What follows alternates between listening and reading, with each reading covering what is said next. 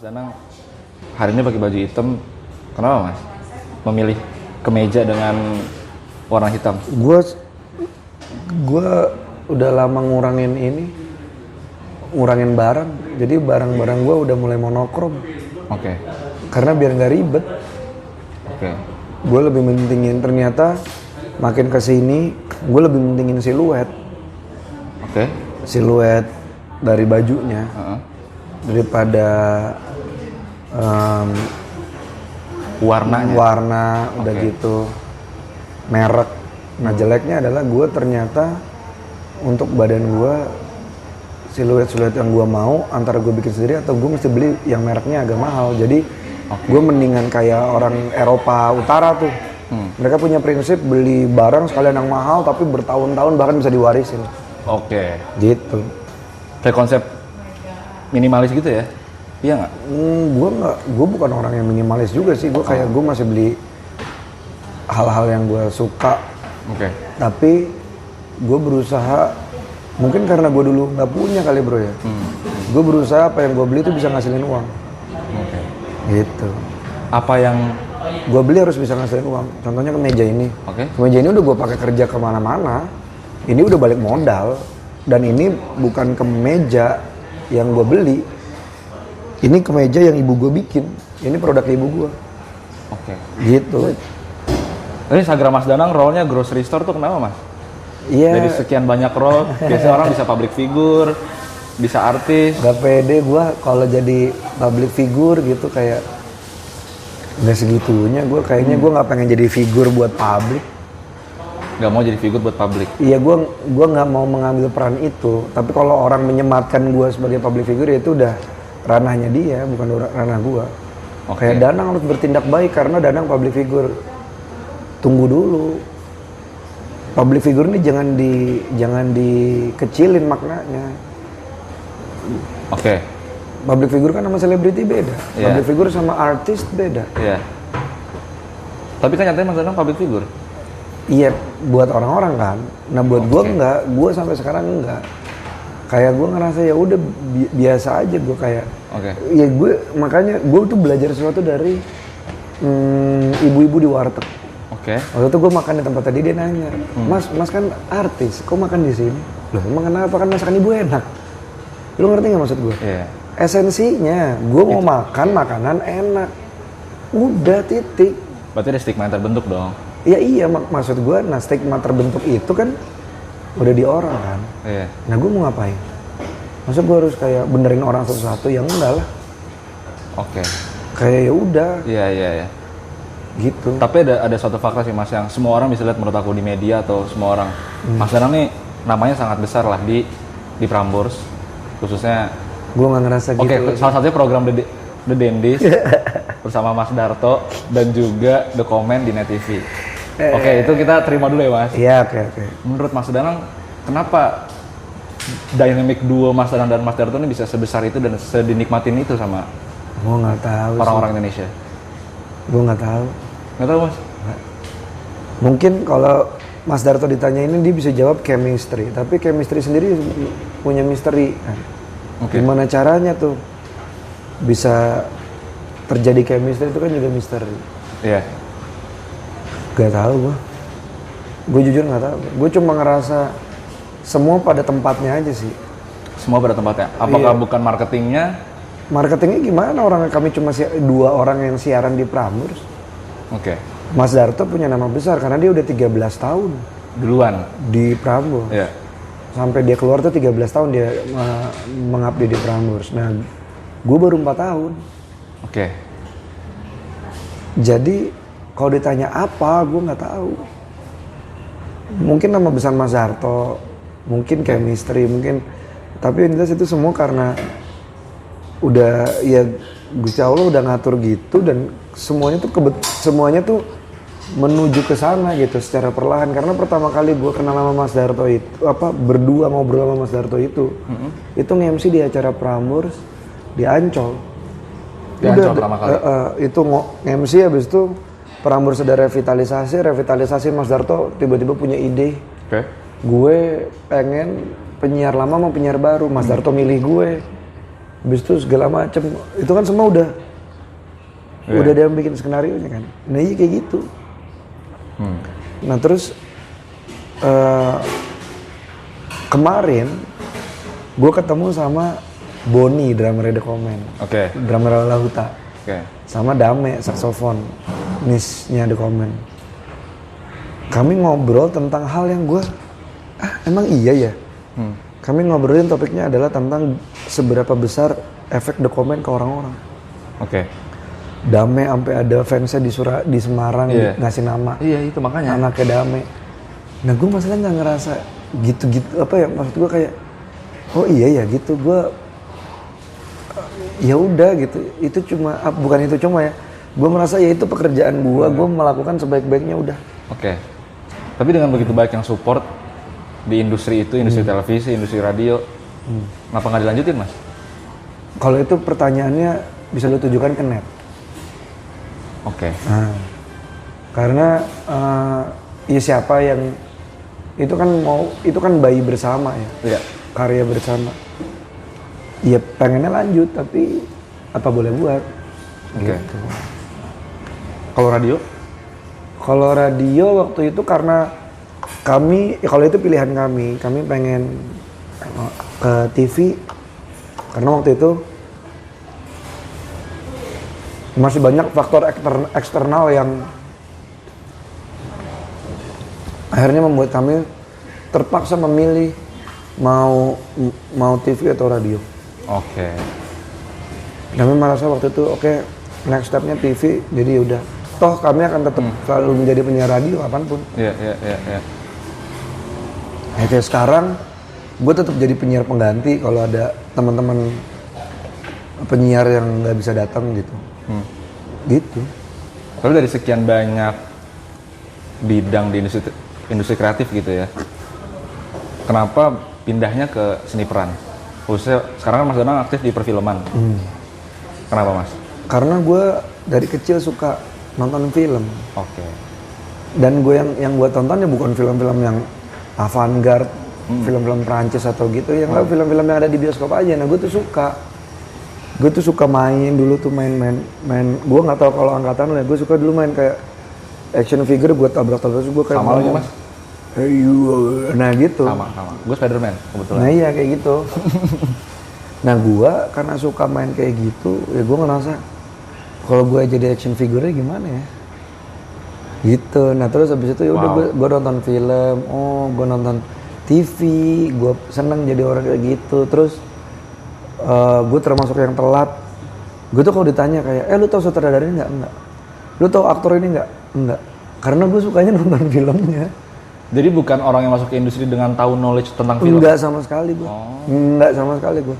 Dan nggak apa-apa? Ya nggak apa-apa. Ya belajarnya di tempat. Ya gue kayak masih suka lupa sama siapa, misalnya di OP siapa gue lupa. Kayak pernah ketemu nih di project apa gitu, kayak Mas gitu, gue tetap nyapa. Tapi gue misalnya lupa namanya, ya gue memaafkan gue atas itu. Ya kan solusinya adalah ya udah gue tinggal nanya itu namanya siapa gitu. Tapi selain film kan Mas Danang banyak juga yang dilakuin. Maksudnya formatnya juga banyak, bermusik, terus juga siniar, ya kan? Iya. Maksudnya Siniar ada yang ngerti nggak siniar? Podcast, ya kan? Podcast. Tapi kenapa nggak Mas Danang fokus ke satu bidang aja gitu? Saat orang fokus di industri film udah jadi aktor, kenapa Mas Danang masih siniar lah, masih menulis juga, masih mau bermusik juga? Kenapa dicoba semua gitu? Karena suka. Sesimpel itu? Sesimpel itu. Gue suka. Nah terus masa gue ya suka. Makanya gue mengkategorikan 3 hal yang nggak boleh gue campur. Pekerjaan, passion, sama hobi. Ketiga itu maksudnya nggak di mix? Nggak di mix. Oh gitu? Nggak gue mix. Pekerjaan gue nge-host sama MC karena itu bisa mendatangkan uang. Itu pekerjaan? Itu pekerjaan gue, nge-host, MC, BA mungkin, brand ambassador, atau mungkin foto produk. Itu pekerjaan gue harus lakuin sebaik-baiknya. Target gue, uang. Itu pekerjaan? Angka, pokoknya angka. Passion, setengah uang, setengah angka, setengah cinta. Hobi, 100% cinta, bahkan kita bisa ngeluarin uang untuk itu. Nah, itu gue nggak campur. Film tuh di mana? Film itu di passion gue. Uangnya nggak sebanyak kerja, tapi gue mendapatkan kecintaan dari apa yang gue lakuin. Awali dengan Mas Danang yang takut dan minder, benar Mas ya? Gue takut sama minder. Kenapa sekarang bisa percaya diri? Apa yang membuat lo berpikir gue bisa? Karena Mas Danang sudah ada di industrinya, sudah berjalan, sudah membuktikan. Bukti itu nanti lah kalau gue udah mati lah, baru ada buktinya gitu. Oke, tapi sekarang sesimpel kayak ada di TV, ada di bioskop. iya. Kan maksudnya untuk Gue nggak berani nonton gue. Emang lu pernah gue nonton The Comment nggak? Emang lu pernah lu tanya istri gue kayaknya mau istri gue aja nih mau memaksa gue di minggu depan untuk menonton film gue nih Gampang Cuan. Gue nggak pernah nonton. Gue nggak pernah ngeliat adegan. jadi kalau premier, ya gue merem. Pas adegan gue merem. Dulu gue merem mau tutup kuping.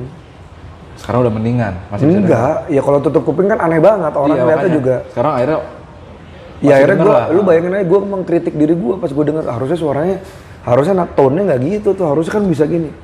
Gue tuh pengkritik yang tajam buat diri gue sendiri. Oke. Nah makanya gue nggak mau ngeliat gue, tapi istri gue, acting coach gue yang temen gue juga namanya Hana, dia bilang lu harus nonton. Nah gue kayaknya mulai harus mengubah kebiasaan gue untuk tidak berani melihat gue itu. Karena kan manusia budaknya kebiasaan. Padahal kan harusnya kan bukan membenarkan kebiasaan, tapi membiasakan yang benar kan. Senang jadi orang lain, tapi senang juga mendengar cerita orang lain. Senang. Oke.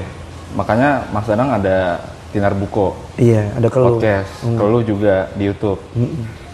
Kenapa Mas Danang mau kenapa seniat itu gitu loh bikin dua itu untuk sebenarnya cuma dengerin orang lain? Karena kuping dikit, mulut banyak. Harusnya kuping lebih banyak dari mulut. Gimana? Karena mulut banyak, kuping sedikit. Harusnya kuping lebih banyak dari mulut. Oke, pasti lebih baik mendengar daripada berbicara. Ya kan udah ditakdirin tuh, kuping lu 2, mulut lu 1. Iya, secara kondisi juga lebih baikkan telinga ya. Tapi kenapa? Maksudnya Mas Danang yang udah sibuk dengan semuanya, udah ada pekerjaan, misalkan di rumah salah satu pekerjaan walaupun passion. Tapi kenapa harus mau gitu loh untuk dengerin orang stranger yang mau cerita, kan ngabisin waktu. Iya, gue tuker waktu gue yang nggak kembali itu untuk orang itu yang bisa gue kasih ke orang. Jadi Keluh dan Tinar Buko itu adalah bentuk terima kasih gue ke orang yang dukung gue gitu, ke orang yang nge-reach gue. Karena itu sesuatu yang nggak mungkin balik dari gue kasih ke lu gitu. Itu bentuk terima kasih gue yang paling besar sebenarnya, waktu. Bukan uang. Uang bisa dicari nggak? Bisa. Waktu nggak bisa diulang. Tapi Mas, selama aku temu orang, selalu kalau tentang Mas Danang tuh orangnya dibilang rendah diri, rendah hati. Rendah diri juga. Oke. Iya. Tapi maksudnya selalu kalau aku temu orang, Mas Danang tuh selalu dibilang humble, rendah hati, dengan status yang sekarang Ya, dimiliki. makasih Tapi ya. iya maksudnya selalu ketemu ini humble banget ya sih orangnya. Selalu feedback itu tentang humble.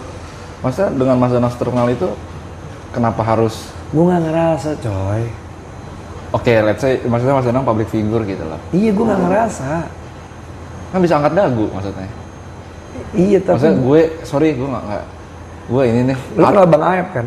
Iya. Ya udah. Bang Aep tuh pernah ngomong, ini buat yang nonton, Bang Aep itu adalah gurunya guru kami. Ya. Bang Aep pernah manggil gua, Danang sini.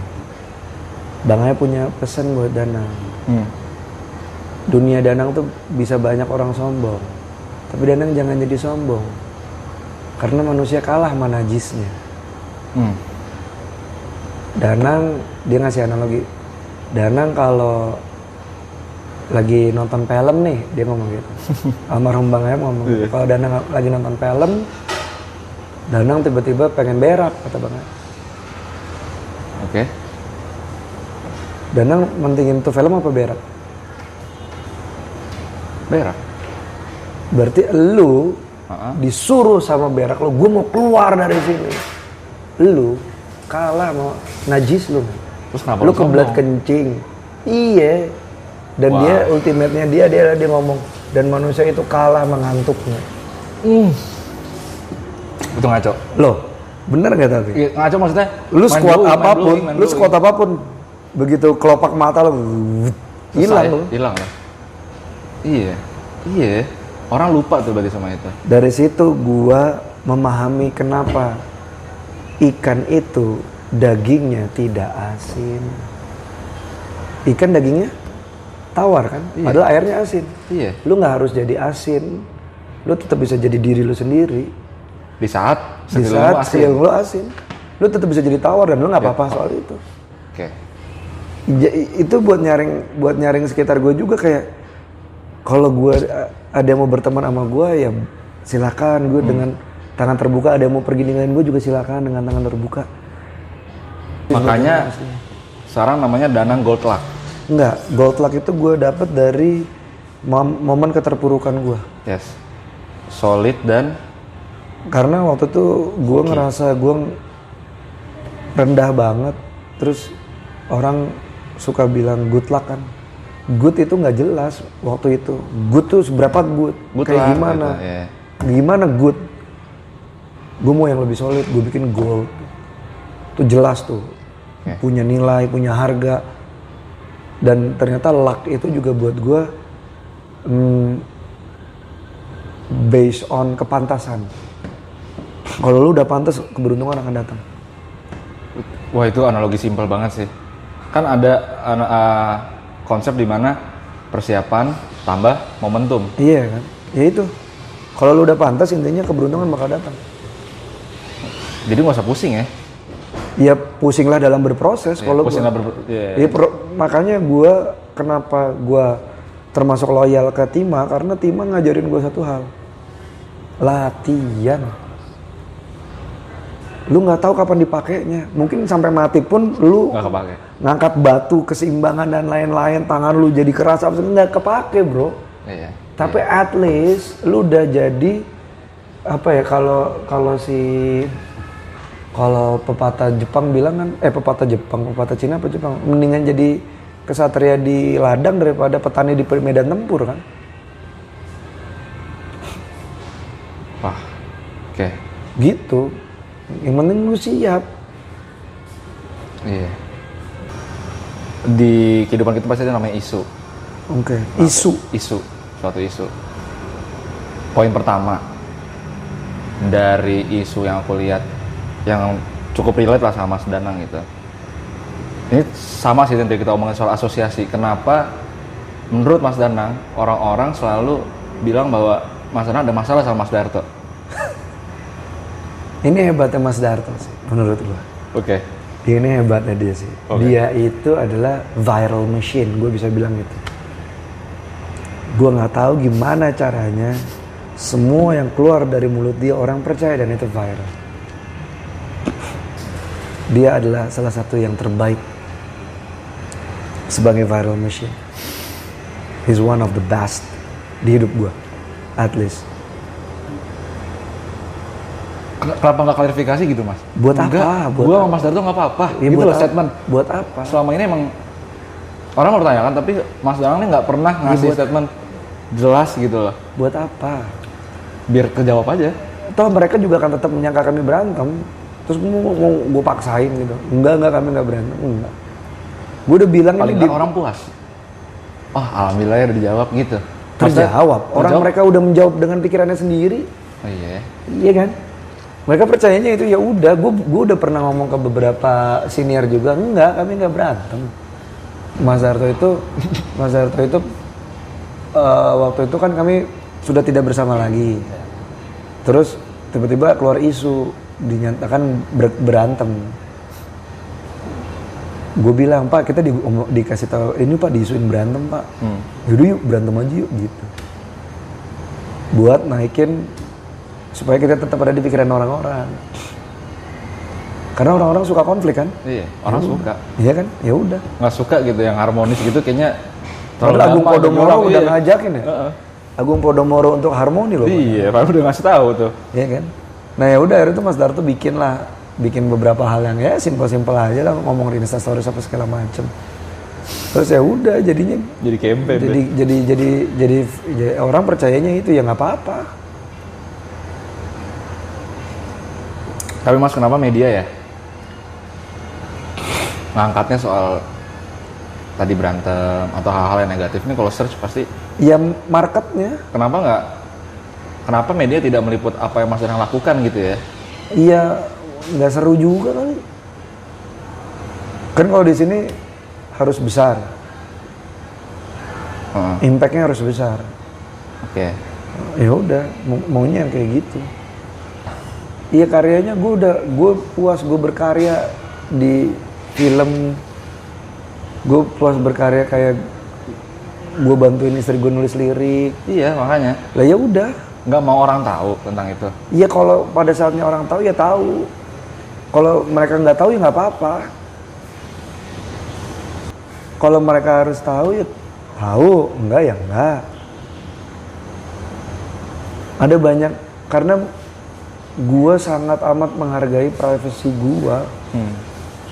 Lu boleh tahu, lu cuma boleh tahu bagian dari gua tuh yang ini doang, udah. Yang lainnya gue pengen tahu, lu siapa pertanyaannya. Oke. Gue ngefans sama lu dari dulu. Makasih. Yaudah lu taunya ini. Gue pengen tahu lebih, nggak bisa. Yang tahu Danang lebih itu cuma ibunya, Danangnya, istrinya Galabi dan adiknya, cukup. Udah. Kenapa? Karena mereka berlima yang akan melindungi satu sama lain, kan gitu. Yang pasti melindungi satu sama lain. Oke. Yang lain apa? Belum tentu. Orang lu close friend aja ada yang cepu. Yang aku dapat gitu ya, Mas Danang sama Mbak Galabi ngomong bahwa kita sama-sama yuk berproses, nggak ada yang instan. Oh iya. Kenapa nggak ikutin tren gitu? Maksudnya biar viral gitu.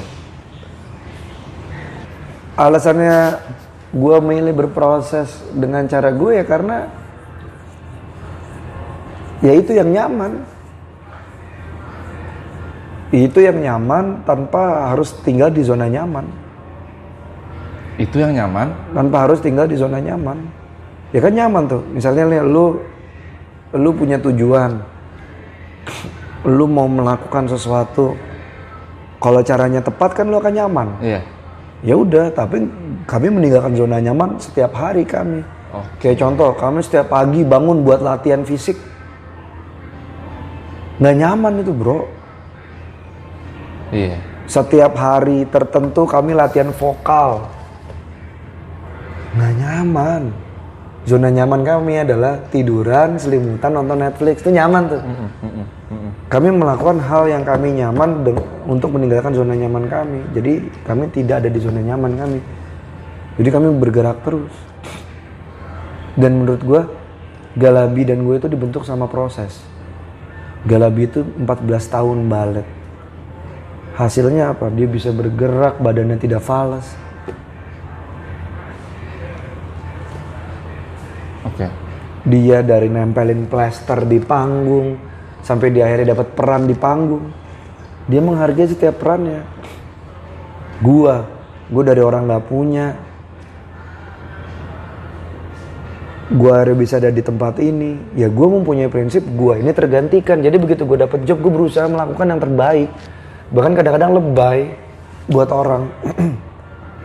Tapi balik lagi gua nggak. Ya kalau orang menurut orang lebay ya udah, terus gue mau nurunin standar gue yang nggak mau.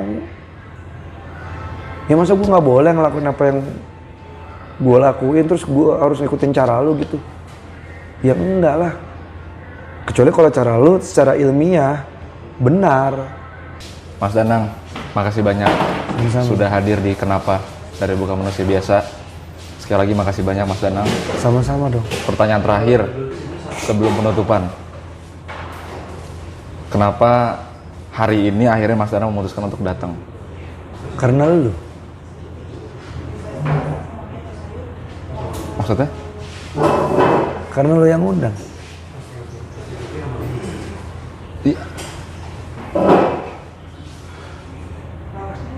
Kenapa emang kalau gue yang ngundang maksudnya? Iya lu.